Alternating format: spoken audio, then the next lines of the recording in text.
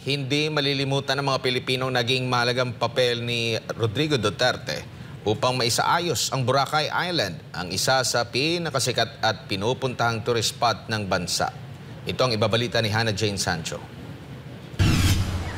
Isa ang Boracay sa ipinagmamalaking yaman ng Pilipinas. Kilala ito sa puting buhangin at malaparaisong mga tanawin. Pero dumaan ito ng pagsubok bago na ibalik ang dating ganda nito at ang kaayusan sa lugar. Kaya nung panahon ng Duterte administration, nagkaroon ng lockdown dito at nagkaroon ng matinding rehabilitasyon.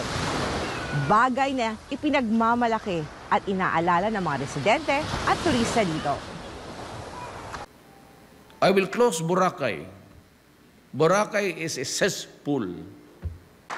Boracay Island, widely regarded as one of our country's treasures and admired worldwide for its natural beauty, has sadly become the representation of governance and government's negligence, including mine. I could not allow this decay to continue. Decisive action has long been overdue, recognizing that we are mere stewards of our natural resources, and I said, enough is enough.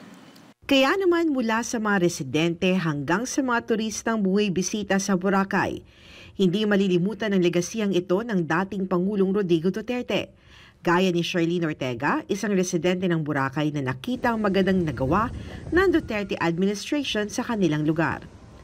Okay, walang krimen na nangyayari. Tapos, kumbaga, peaceful. Kahit maglakad ka sa gabi, walang mga hindi ka natatakot kasi wala na yung mga adik. Pero at the time ngayon, iba na. Bakit? Nakakatakot, parang magulo.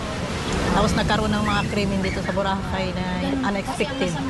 Tulad ng anong crime? Yung latest na nangyari, yung may nirape na Matatanda ang isang Slovakian national pinatay at ni-rape sa Boracay nitong ilang linggo lang nakakaraan.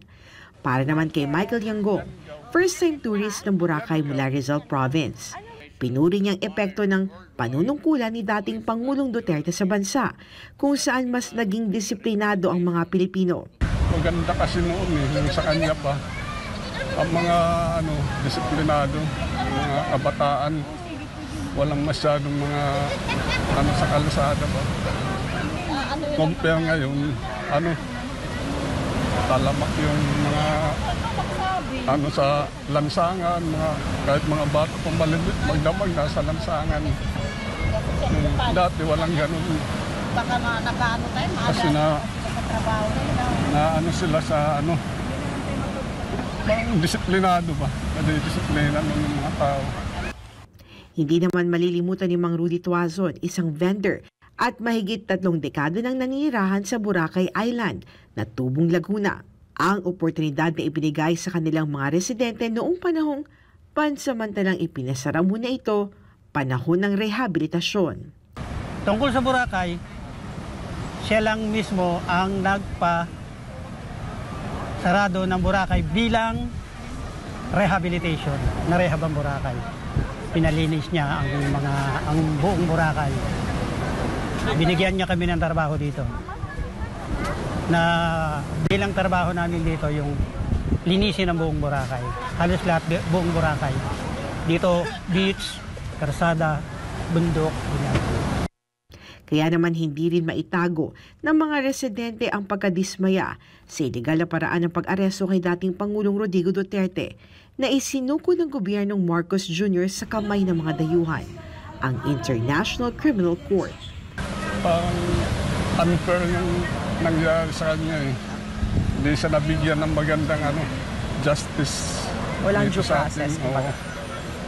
Parang nawala yung justice system natin dito. Nabali wala. Kasi pinaburan yung sa ibang bansa. Sa akin, parang unfair naman, ma'am. Siyempre kahit paano na yung mga, kumbaga yung mga tao na sinasabi nila na pinapapatay, yung mga sa human rights, yung ganun, kaya siya nakulong. Sa akin naman, ma'am, okay naman po kasi kumbaga yung mga taong na ginanon po is malaki naman, napatunayan naman na may mga kasalanan sa gobyerno o sa lipunan. Ako, pabor ako doon. nung time ni President Duterte. Para sa Diyos at Pilipinas kumahal, sa si Hannah Jane Sancho, SMNA News, Boracay Island.